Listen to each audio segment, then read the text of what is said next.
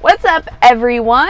I am finally back. I'm sorry for the delay. Now, we're going to get straight to it because I know there's going to be probably a lot to talk about today.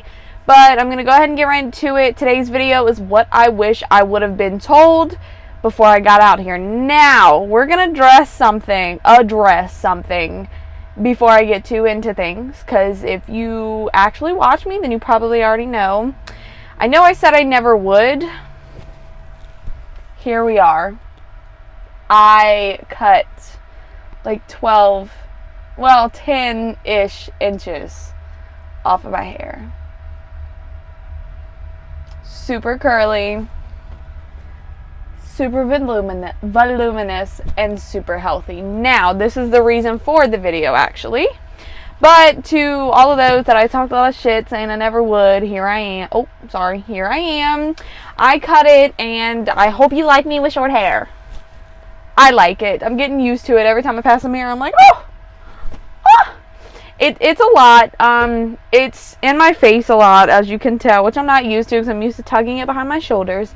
But anyway, first thing, and this has to do with the hair, I wish I was told was, and this goes for a lot of ladies, I know you guys care about your hair, and men, I know you do too, but for, I guess, again, for a female, I guess it means a little bit more maybe. I was emotionally attached to my hair.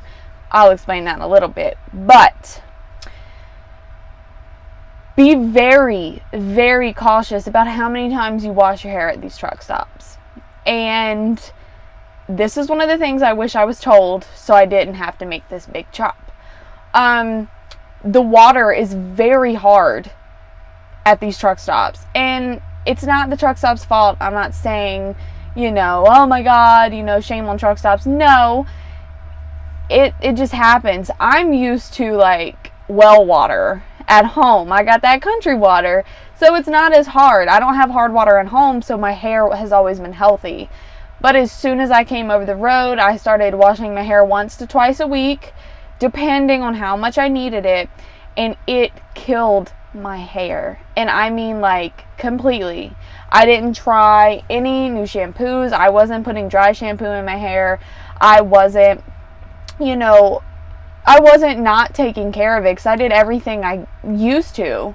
And I went to get my hair cut, and I knew it was going to need a good bit off because it wasn't doing anything. Literally, it was matting together. It was so dry and brittle, it felt like hay. And it was not good. It was unmanageable no matter how much mousse, gel, creams. It didn't matter. It would get so frizzy and it would look so dead and disgusting. And I've never had hair like that. I've always had hair, like this, like healthy, very shiny, very moisturized. And plus, having curly hair, you don't typically have to wash it as much because the oil, typically textured or curly hair doesn't get as oily as fast. So I could go days, I can go a week without having to wash my hair. I like to wash my hair at least twice a week, but if I had to, it's no problem. Like, as long as I don't get all disgusting and greasy or sweaty, my hair's perfectly fine. Now, can I wear it down? No, because my curls start to go all wonky like they kind of are now, but it is what it is. So anyone, and I want to say ladies, but anyone who has hair that really, really cares about their hair and how their hair looks, and especially if it's long hair, please, please, please find an alternative because it will kill your hair. And I so wish I was told this because I wouldn't be here. I wouldn't have cut so much off my hair. It needed this. Like, I went into the lady who does my hair, which she's amazing, by the way. She's been doing my hair for years. Only one I trust with my hair, and she's so amazing. And I went in and she was like, so what are you gonna do? And I'm like, well, let's chop it. And it needed it. Like, we could have went a little longer and saved a little bit more, but I told her, like, let's restart. I didn't want to go too short because I would look like Shirley Temple, but I wanted to change. I've always always joked with everyone, I'm gonna cut my hair short. Never would I do it, but I did it. I didn't tell anyone. and you guys are the first to know. I haven't posted it anywhere. A couple of my close friends know, and that's it. But I did cut my hair, and I love it. So again, find an alternative. For my curly and textured haired women, we are more on the lucky side to this. Again, this is depending by person too. I don't have to wash my hair, like, at all. Obviously, I know how some of you guys, oh my god, that's disgusting. No. If you understood how drying, even just shampooing your hair, it strips all the natural oils, your hair gets dry, and it dies. It needs moisture.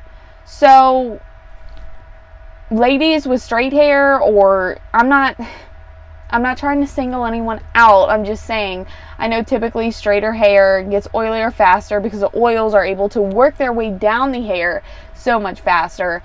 I don't know what to recommend for you because I'm not actually in that position, but I would maybe look into maybe buying like jugs of distilled water. I don't know if that's any better, so do your research. I'm just putting it out there, and wash your hair like that, because that is what I'm going to end up doing if I have to wash my hair. So there's that. I guess look into maybe some dry shampoos. I know dry shampoo can be just as damaging, so be careful. I would ask someone licensed to do hair, because I've never been to school to do hair, so I would definitely ask someone who's licensed. My curly haired women, I was suggested to get a stripping or a, what did she call it? Basically a stripping shampoo. It's a clarifying shampoo, and use it once a week. It just takes out all the yucky, like, hard water stuff if you put products in your hair, which I do, and stuff like that. So that's all the advice I have on that. Find alternatives, ladies, because it will kill your hair. Maybe not everyone's hair is like this, but mine was, and it only took about 2 months of being out here. With that being said, I am now home weekly, so I don't have the problem of being out for weeks at a time and not being able to wash my hair. So that's another advantage I have. So the ladies who are out so long, I really don't know.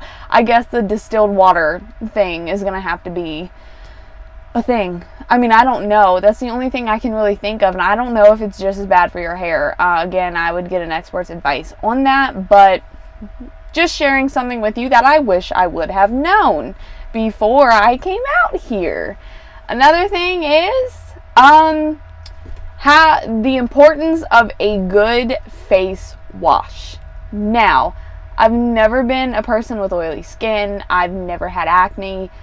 Coming out here, folding with these trailers, getting grease on my hands, I am one who constantly touches my face, especially now, trying to get my hair out of my face. I know with COVID, it's not a good thing, but I still do it. But I've noticed my skin is oily, as you can honestly see now. Like, now it's getting a little oilier. I break out a lot more. And plus with the masks, having a mask on a lot also causes acne, and I'm getting it under the chin and up here, which breaking out now. I'm human, guys. Oh my god. So I wish I would have known the importance of a really good face wash. I have some now. It's literally just like the Walmart brand Equate, like, foaming face wash. It works for me. I know people who have sensitive skin, it probably won't work for you because it dries my skin, which I like because I'm used to having dry skin. But I would say I wish I would have known that you definitely need a good face wash and face moisturizer. I know if you think about it, it kind of goes hand in hand, but for people with, drier skin, I would definitely wash your face and put a moisturizer on your face. So that's another thing. The importance of chapstick. Chapstick, especially with the weather changing. Get it. Those are kind of the main points I kind of wanted to talk about. And another thing that I really wish I was warned about or even talked to about was emotions. And for those of you who don't know, I'm a very emotional, very in touch with my feelings type of person. overly feel most of the time, and sometimes it's great, sometimes it's terrible. But I wanted to get on here and talk about it because not a lot of truckers do.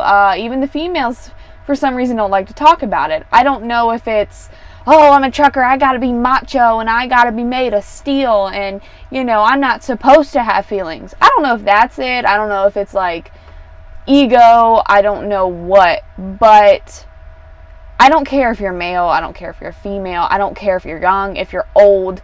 Lots of emotions come up doing this. And I think a lot of it is because all we have time to do when we drive is think. If you guys are like me, yes, I listen to my podcasts, I listen to documentaries, I listen to, I'm trying to learn a new language. I listen to audiobooks, I listen to everything, but yet I still find myself in my head more than anything. I'm thinking, first it'll just be,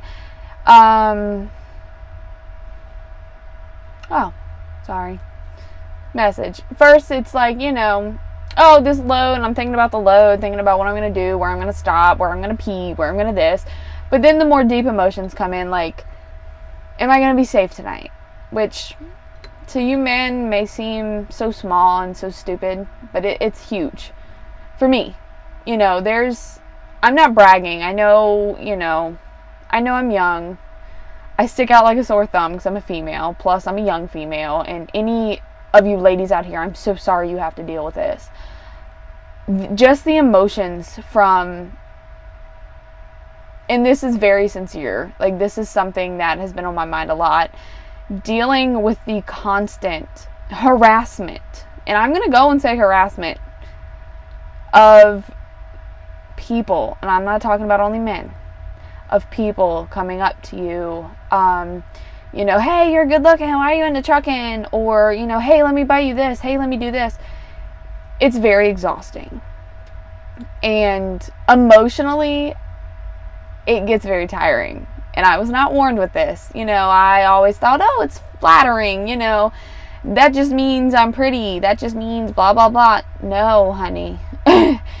What it means is, you're sticking out, you're being seen. I don't like that. I don't feel safe. There's a way to compliment a woman. If you're genuinely attractive, go up to her, him or her, because I know it happens to men too. Hey, you're beautiful. Hey, you're handsome. Just wanted you to know. Walk away. Walk away. Leave it.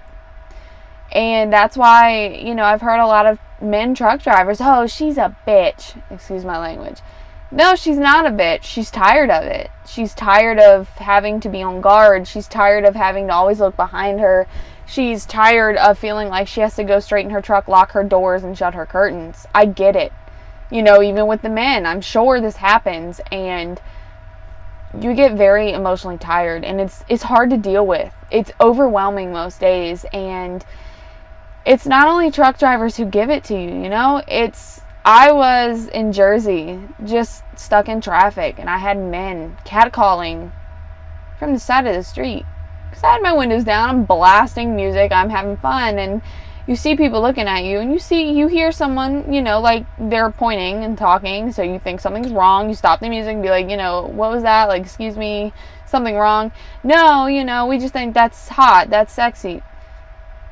Stop. Thank you, but stop. And then next thing you know, people are just staring, looking, and it's just look, go on about your business. Yes, I'm driving a truck. Yes, I'm a female. It's flattering to a certain extent, but it's so tiring, and it doesn't make me feel like a woman. This is something personally in my personal life that I'm having to learn how to deal with, and this is why I'm sharing it with you guys, because I hope maybe some of you will get in touch with me saying how you guys deal with it, because I know I have a lot of ladies on here now. Thank you. You guys are amazing. And quite a few of you have been out here for a while, so if you guys want to hit me up and y'all want to have conversations about this, please, because I would love to know how you guys deal with it. And, just train of thought gone. See what I mean? Exhausting. Oh, it makes me feel like I'm not a woman anymore. And, you know, you would think that all the flattery would make me feel amazing, make me feel hot, you know, make me feel like I'm, you know, a badass chick. No, it makes me feel like an object. And I don't want to sit here and bash all men, because it's not all men. It's really not. I've met so many sweet people out here that it's ridiculous how many sweethearts I have met who've actually helped me and actually been very respectful when they didn't have to. But just, you have your select few, but your select few who do, you know, harass or just make comments, it's very aggressive.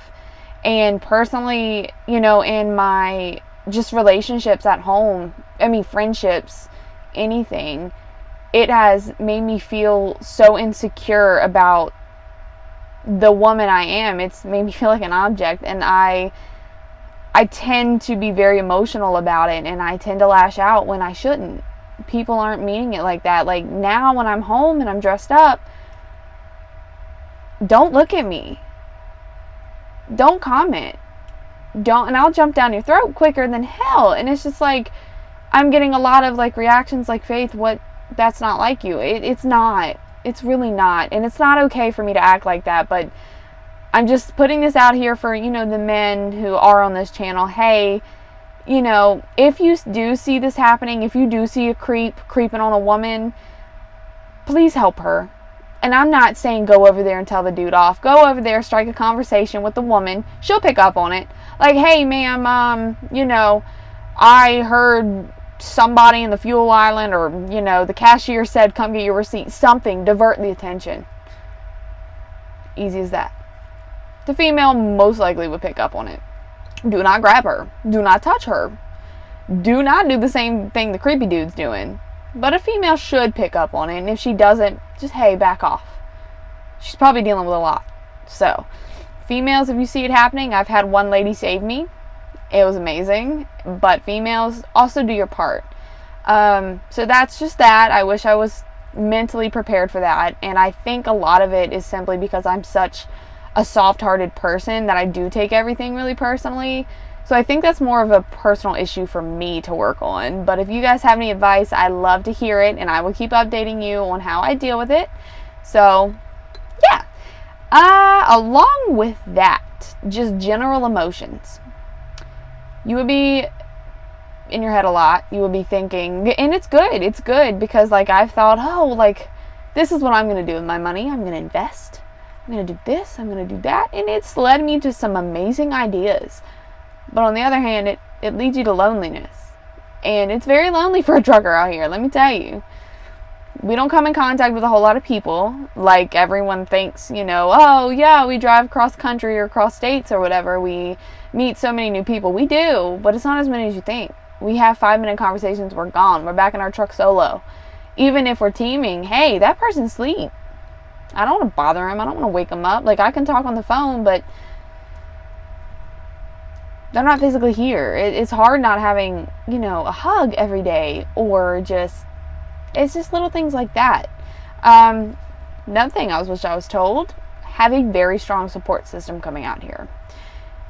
And again, this goes with me being soft. This goes with me being emotional. I have to have multiple support groups, support coming in, like an influx of support. It's very important because, you know, if you are like me, emotional, you need someone that you can vent to.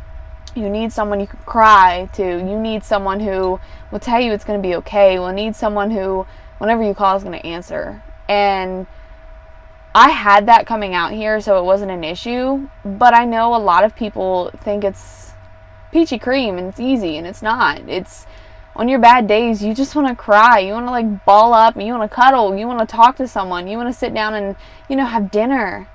And that's one of the biggest things, like, sitting down alone eating dinner every night. For me, it's kind of normal because I have lived by myself for years now, but it's still, like, I wish, you know, I was with my grandma.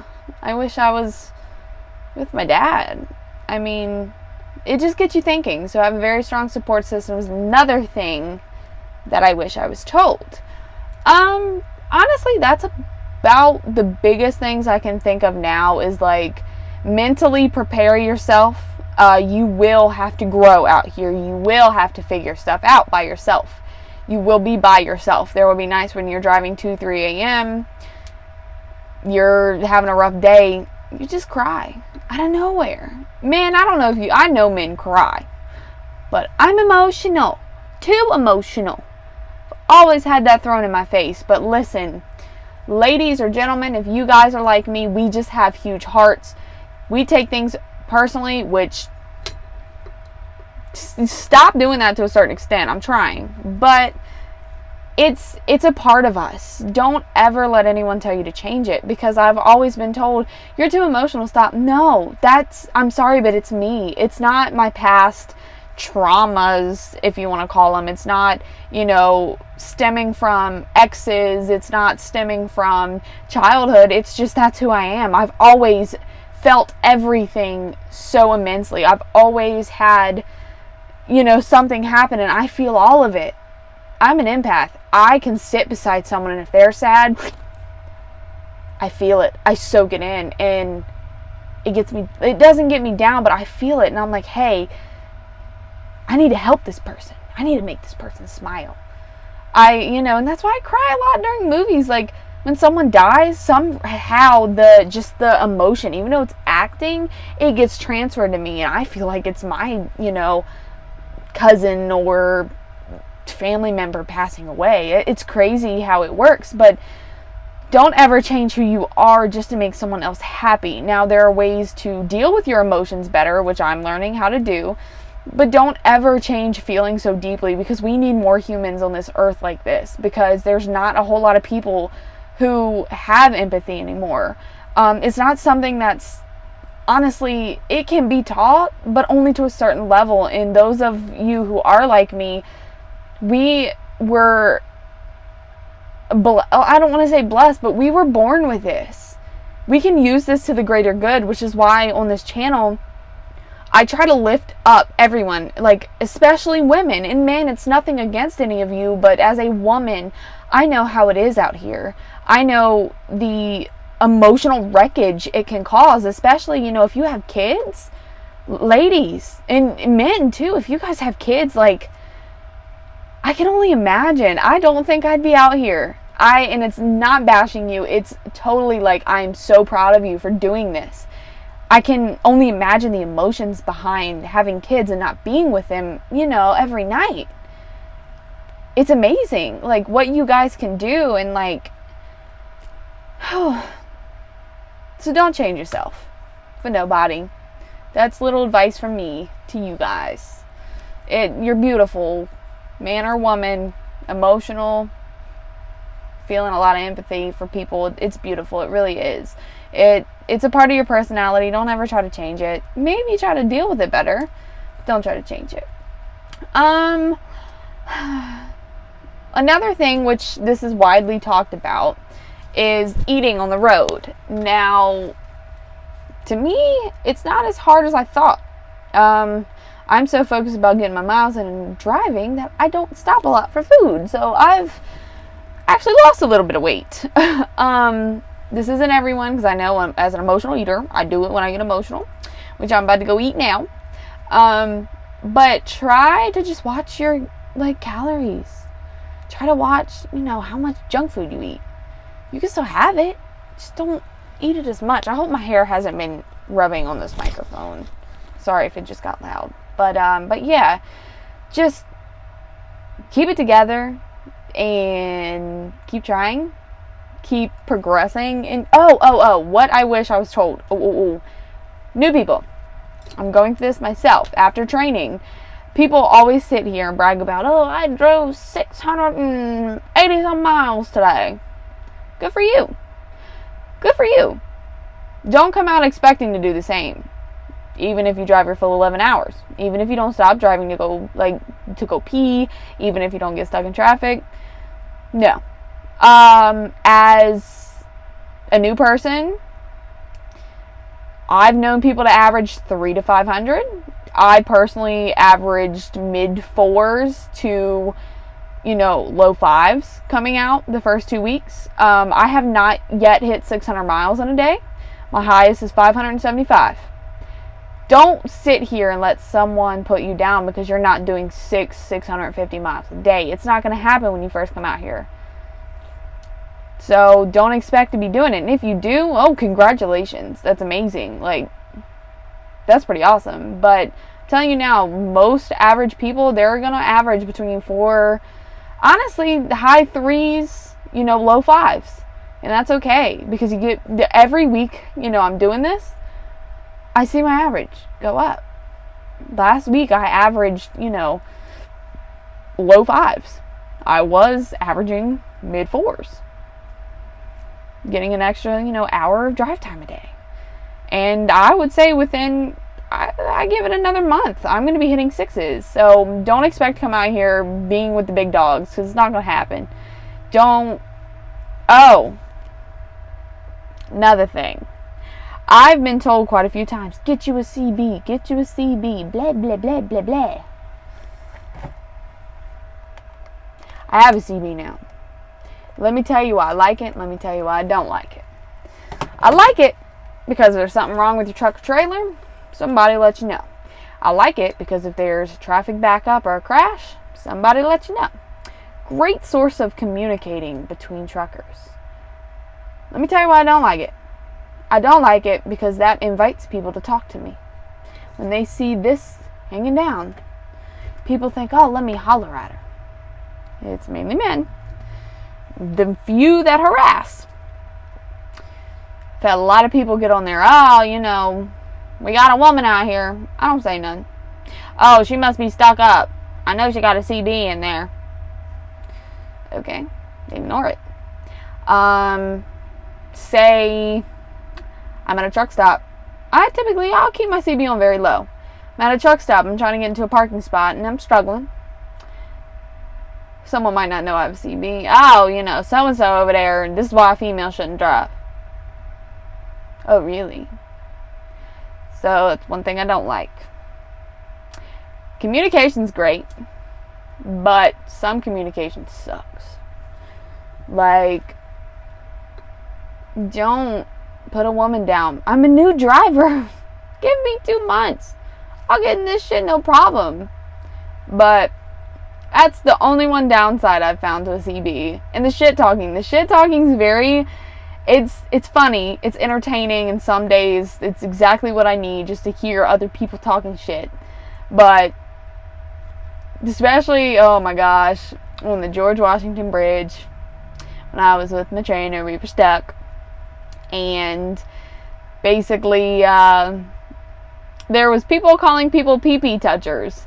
So it was very entertaining. It was entertaining to listen to, and honestly, like, it made my night. Because now, like, we have that inside joke, and it was something to listen to pass the time. Now, if you're one of them angry men on the CB, like, oh, get the F out the way, you effing B, blah, blah, blah. Stop. Who made you so mad? Shit. Chill out. It's cool. This is not meant for, like, cussing people out. It's meant for helping people. But anyway, that's my experience on the CB. So, yes, I did take some advice out of CB. So, yeah, that's the main point of my video. I've already been almost 30 minutes. And I just want to take the time to thank everyone for the subscribes. I will be going live in the next couple of weeks. And I'm sorry that I haven't been uploading every single week. It's been a little hectic lately. I've been trying to run as hard as possible. But I'm going to go ahead and I'm going to change my shirt. But I'm going to record another video. That way I have some videos on deck. Because I have a couple ideas. So hopefully the next couple weeks you guys may get 1 to 2 videos. I'm going to make a short review video for you. I actually bought a product. Not for you guys, for me. But to review also. So I will be doing that here soon. And I have a couple big things coming up that I would love to share with you all. So thank you for everyone. Please hit the bell. That way if I do go live, when I do decide to do it, you guys will know. You guys can join me. We can chat. We can go back and forth. I would like to start something with all my females on here. So thank you all, you beautiful ladies, you handsome gentlemen, for everything. I think we're almost up to 350 now, and you have no idea how much it means. I'm hoping to keep the content moving. If you guys want to like see any videos or advice that I can give, or if you guys have advice for me, don't be scared to comment. You know, I've thrown my email out there a couple times. I will put it in the description. I know I keep forgetting my email, but I will go back through that and look, and just, I mean, y'all keep it between the lines, keep it between the ditches. Y'all be safe out here. Use your turn signals. Use, you know, your communication devices wisely. And, yeah.